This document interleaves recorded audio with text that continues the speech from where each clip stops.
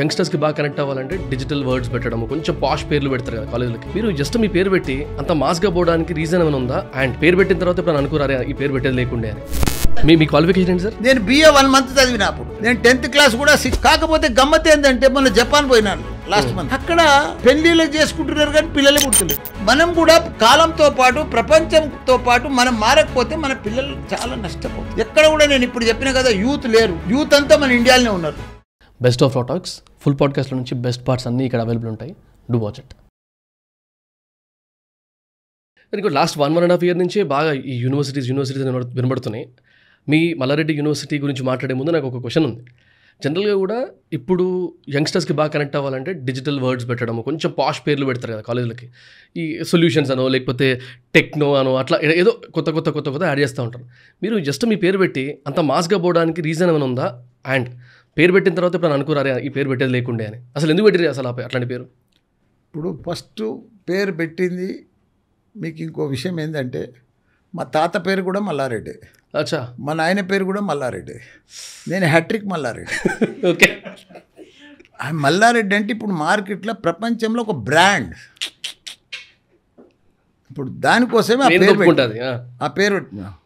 ఇప్పుడు యూనివర్సిటీలు అంటే ఇప్పుడు భారతదేశంలోనే ఓన్లీ మ్యాన్ మల్లారెడ్డి. ఇప్పుడు నేను రాజకీయంలో నేనే పర్ఫెక్ట్గా. ఇప్పుడు యూనివర్సిటీలలో కూడా ఇండియాలో నేనే నెంబర్ 1. ఎందుకంటే 3 యూనివర్సిటీలు తీసుకొచ్చిన. కరోనా టైంలో ఒక యూనివర్సిటీ వచ్చింది 2020లో. మొన్న 6 months కింద ఒక భారతదేశంలోనే first time digital health distance cluster deemed university భారతదేశంలోనే ఫస్ట్ టైం యూనివర్సిటీ రావడం. అది కూడా 7 కాలేజీలు కలిపి 2 మెడికల్, 2 డెంటల్, ఒక ఫార్మసీ, ఒక నర్సింగ్, ఒక ఇంజనీరింగ్ భారతదేశంలోనే ఫస్ట్ టైం తీసుకొచ్చిన. ఎందుకు తీసుకొచ్చిన అంటే ఇది ఇండియాలోనే ఫస్ట్ టైం. ఎందుకంటే ప్రపంచం అంతా డిఫరెంట్ లెవెల్లో ఉంది. ఇప్పుడు ప్రపంచంలో షార్టేజ్ 2 ఉన్నాయి. ఒకటి టెక్నాలజీ, ఒకటి స్కిల్. ఈ 2 షార్టేజ్ ఉన్నాయి ప్రపంచంలో. ఆ 2 కావాలంటే ప్రతిదీ కూడా టెక్నాలజీ, స్కిల్ మన భారతదేశంలో చాలా పాత రకంగా నడుస్తున్నాయి యూనివర్సిటీలు. పాత సిలబస్, పాత సిస్టమ్, పాతది. కానీ ప్రపంచమంతా రోజు మారిపోతుంది. నేను ప్రపంచమంతా తిరిగిన మొన్న లాస్ట్ ఇయర్స్ అంతే. అమెరికా పోయినా, జపాన్ పోయినా, చైనా పోయినా, కొరియా పోయినా, ప్రతి కంట్రీ పోయినా. ఎక్కడ చూసినా మనకంటే 8-9 సంవత్సరాలు వాళ్ళు అడ్వాన్స్గా ఉన్నారు. కరికులంలో అన్ని సిలబస్లో కానీ, కరికులంలో కానీ, సిస్టంలో కానీ అంతా ప్రపంచం అంతా కూడా. మరి ఆ సిస్టమ్ 8-9 ఏళ్ళ ముందు వాళ్ళు ఉన్నప్పుడు మనకు మరి వాళ్ళ 8-9 ఏళ్ళు ముందున్నా. కాకపోతే గమ్మత్ ఏంటంటే మొన్న జపాన్ పోయినారు లాస్ట్ మంత్. అక్కడ పెళ్ళిళ్ళు చేసుకుంటున్నారు కానీ పిల్లలే పుడతలేరు. కంటలేరు అసలు. కొత్త ప్రొడక్షనే లేదనుకోడా. ఎందుకంటే ఆడ నేను ప్రతి ముసలాయనను చూస్తే 110 ఏళ్ళు బతుకుతాడు. 90 ఏళ్ళకు కూడా ట్రాఫిక్ పోలీస్ ఆయనే. ఆడ రిటైర్మెంట్ లేదు పోలీసుకు, కానీ ఏ డ్యూటీ చేసి యంగ్స్టర్స్ లేదు కాబట్టి ఫ్యూచర్ లేదు, వాళ్ళకి భవిష్యత్తు లేదు. అట్లా నీకు ప్రపంచం అంతా కూడా ఎక్కడ కూడా ఇక్కడ ఉన్నంత లేదు మనది లెక్క. యూత్, యంగ్ ఇంజనీర్స్, యూత్ ఎక్కడ లేదు. మన భారతదేశంలో 65% యూత్ ఉన్నారు. 35 ఏజ్ బిలో వాళ్ళు. అక్కడ వాళ్ళంతా టెక్నాలజీ దేశాలు. తైవాన్ కానీ, జపాన్ కానీ, కొరియా కానీ వాళ్ళంతా స్కిల్ టెక్నాలజీ. వాళ్ళకి మనుషులు లేరు. మనుషులంతా ఇక్కడ ఉన్నారు భారతదేశంలో. దీన్ని బట్టే చూసినా నేను ప్రపంచమంతా చూసినా మన పిల్లలను ఆ మాదిరిగా ఎందుకు తయారు చేయొద్దు? స్కిల్ టెక్నాలజీ తోటి మనం తయారు చేస్తే ప్రపంచాన్ని లీడ్ చేస్తాడు మన స్టూడెంట్స్. ఇదంతా కొత్తగా. ఎందుకంటే రాబోయే వంశీ రాబోయే 4-5 సంవత్సరాల్లో మామూలుగా ఉండదు. అద్భుతాలు జరిగిపోతాయి. ప్రపంచమంతా మార్పు వస్తుంది. ఇప్పటికే మొత్తం ప్రపంచంలో ఏఐ వచ్చేసింది. మన దగ్గర ఇంకా ఏఐ అంటే అవన్నీ తెలియదు. మొత్తం ఆ మంట తెలుగుతలేదు మనకి. ఇంకా రాలే, అర్థం కాలే, ఇంకా తెలియదు కూడా. దాని లైన్లో కూడా పోతలేము.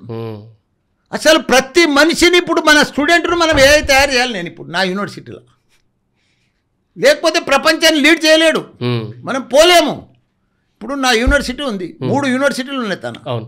మల్లారెడ్డి యూనివర్సిటీ ఒకటి, ఎంఆర్ యూనివర్సిటీ ఒకటి, మల్లారెడ్డి విశ్వవిద్యాపీఠ అని ఒకటి, ఇంకోటి. 3 యూనివర్సిటీలు ఇండియాలో నేను తీసుకొచ్చిన ఫస్ట్ టైం. ఇట్లా ఒక్క మనిషిని, ఒక పాలమెటోని పూలమెటోని ఇలా 3 యూనివర్సిటీలు తీసుకొచ్చిన భారతదేశంలో. నేను మామూలు మనిషిని, నాకు బీటెక్ ఫుల్ ఫామ్ కూడా తెలియదు ఇప్పటికీ. బీటెక్ ఫుల్ ఫామ్ కూడా తెలియదు దాన్ని. మీ క్వాలిఫికేషన్ ఏంటి సార్? నేను BA 1 month చదివిన అప్పుడు. నేను 10th క్లాస్ కూడా 69లో తెలంగాణ యాజిటేషన్ వచ్చినప్పుడు పాస్ అయినా. నేను యాజిటేషన్లో 10th పాస్ అయినా, ఫస్ట్ బ్యాచ్ ఇంటర్మీడియట్ యాజిటేషన్లో పాస్ అయినా, BA 1 month పోయినా. అప్పుడు పార్లమెంట్ అప్పుడు అది కూడా బంద్ చేసుకున్నా, సర్టిఫికెట్లు కూడా అన్నీ వదిలేసిన. సర్దార్ పటేల్ కాలేజ్. అలాంటిది ఇప్పుడు 3 యూనివర్సిటీలు పెట్టినా. ఇంతమంది విద్యార్థులకు నా తన 10,000 మంది టీచర్స్, ఎంటెక్ టీచర్స్, ఎంతమందికి ఉపాధి కల్పిస్తున్నా. పుట్టి టీచర్సే 10,000 మంది. 10,000 మంది టీచర్సే నా దగ్గర. ఇంకా మొత్తము ఏమనుకుంటున్నావు వంశీ నన్ను? సార్ నేను తక్కువ అంచనా వేస్తలేను సార్. 10,000 మంది టీచర్లు, ఇంకా అది కాకుండా వేరే స్టాఫ్, డ్రైవర్లు, ఆయలు, అటెండర్లు, అది సపరేటే కదా బాబా. అది ఇంకో 2-3 వేల మంది ఉంటారు. అట్లా ఇంత పెద్ద సంస్థానం నడిపిస్తున్నా, మామూలు విషయం కాదు అది. డెఫినెట్లీ ఎంతో మందికి ఉపాధి. నాదేందంటే నా జీవిత ఆశయం వరల్డ్ క్లాస్ ఇంజనీర్లను తయారు చేయాలి. ఇప్పుడు ప్రపంచం అంతా మార్పు వస్తుంది. ఇప్పుడు డ్రైవర్ లేని కార్ నడుస్తుంది, మనం చూస్తున్నాం. డ్రైవర్ లేకుంటే కార్ పోతుంది. రోబోలతోటి, మొన్న జపాన్లో పోతే రోబోలతోటి హోటళ్ళు అన్నీ ఊడుస్తున్నారు. మన కాఫీలు టీపీలు కూడా రోబోలో తెచ్చిస్తున్నారు. మొత్తం మార్పు వచ్చేస్తుంది. మన పిల్లలకు పాత జమానల, పాత సిలబస్ల 20-30 ఏళ్ళది ఇంకా సిలబస్తో పోతే మనం కష్టమవుతుంది. మన పిల్లలు ప్రపంచంలో జాబ్ రావాలంటే ఇప్పుడు నీకు ఎవరున్నారు? ఇప్పుడు Microsoft, Google, Facebook, Amazon, Apple, వీళ్ళు ఉన్నారు. వీళ్ళంతా టెక్నాలజీ కంపెనీలు, వీళ్ళు మల్టీనేషనల్ కంపెనీలు. ఆ టెక్నాలజీ కంపెనీలో మన పిల్లలకు జాబ్ రావాలంటే దాని తగ్గట్టు మనం తయారు చేయాలి. స్టూడెంట్ను రైట్ తయారు చేయాలంటే ఇప్పుడు JNT సిలబస్ ఉంది, తప్పేం లేదు. అది ఉస్మానియా సిలబస్ ఉన్నది, తప్పేం లేదు. కానీ వాళ్ళ మల్టీనేషనల్ కంపెనీల తగ్గట్టు సూట్ అయితలేదు. ఈ లేటెస్ట్ కొత్త స్టూడెంట్ జనరేషన్కు సెట్ అయితలేదు. నేను అది అబ్జర్వ్ చేసి ఏం చేసిన అంటే మా యూనివర్సిటీలో మొత్తం పిల్లలకు, స్టూడెంట్స్కు ఫస్ట్ ఇయర్స్ అంతే ల్యాప్టాపే నీ లైఫ్ పార్ట్నర్. ల్యాప్టాప్ లేని కాలేజీకు రావద్దు. ఆ సిస్టమ్ ఇంప్లిమెంట్ చేసిన. ఇప్పుడు నడుస్తుంది ఆల్రెడీ, ఇప్పుడు నడుస్తుంది. అది చేస్తే పిల్లల దగ్గర ఎంత ఆనందం వచ్చిందంటే, నీకు బుక్ దేకున్నా సరే, పెన్ను దేకున్నా సరే, ల్యాప్టాప్ తీసుకొని వస్తే సరిపోతుంది. ఎందుకంటే ప్రపంచం అంతా టెక్నాలజీ స్కిల్. నేను అమెరికా పోయినా లాస్ట్ ఇయర్. పోతే ఆడ ఒక UG చదువుతున్నాడు, ఇంజనీరింగ్ పిల్లవాడు చదువుతున్నాడు. ఇట్లా జాబులు ఎప్పుడు వస్తాయి? UG తర్వాత వస్తుందా, MS తర్వాత వస్తుందా? మన పిల్లలంతా ఇక్కడ UG చేసి బీటెక్ చేసి ఆడ MS చేస్తాం, జాబ్ వస్తుందని అంటారు కదా. కాదు, అమెరికాలో సిస్టమ్ అంతా మారిపోయింది. అసలు నువ్వు బీటెక్ చేస్తున్నప్పుడు 2 years ఉంటే కాదు చాలు, నీ స్కిల్ ఉంటే, టెక్నాలజీ ఉంటే చాలు, జాబ్ వస్తుంది. డిగ్రీతో సంబంధమే లేదు, కాలేజ్లో అంతే. సెకండ్ ఇయర్లోనే జాబ్ వస్తుంది. ఆడ స్కిల్ టెక్నాలజీ డిగ్రీతోటి సంబంధమే లేదు ప్రపంచంలో ఇప్పుడు. నేనేమనేది అంటే మన సిలబస్లన్నీ ఇప్పుడు ఫస్ట్ ఇయర్లో మ్యాథ్స్, ఫిజిక్స్, కెమిస్ట్రీ, ఇంగ్లీష్ ఇవన్నీ పోతా ఉన్నాయి. మనం కూడా కాలంతో పాటు, ప్రపంచంతో పాటు మనం మారకపోతే మన పిల్లలు చాలా నష్టపోతారు. ఎక్కడ కూడా నేను ఇప్పుడు చెప్పిన కదా, యూత్ లేరు. యూత్ అంతా మన ఇండియాలోనే ఉన్నారు. కొత్త జనరేషన్ లేరు, వాళ్ళు కూడా మనతానే ఉన్నారు. మన పిల్లలకు ప్రపంచం తగ్గట్టుగా, మల్టీనేషనల్ కంపెనీకి తగ్గట్టుగా టెక్నాలజీ స్కిల్ నేర్పిస్తే వాళ్ళు ప్రపంచం అంతా కూడా మనం లీడ్ చేయగలుగుతాం. మనకు ఆ అవకాశం, ఛాన్స్ ఉన్నది. దానికోసమే నేను ఇవాళ 3 యూనివర్సిటీలు పెట్టినా. కామన్కు తగ్గట్టుగా, కామన్ మ్యాన్కు తగ్గట్టుగా, మిడిల్ క్లాస్కు తగ్గట్టుగా. ఫీజు కూడా నా తన లక్షలు ఉంటుంది. మ్యాక్సిమం 2 లక్షలు ఉంటుంది సంవత్సరానికి మ్యాక్సిమం. మళ్ళీ 90%, 80% వస్తే అందులో కూడా 50,000 తక్కువ అవుతుంది.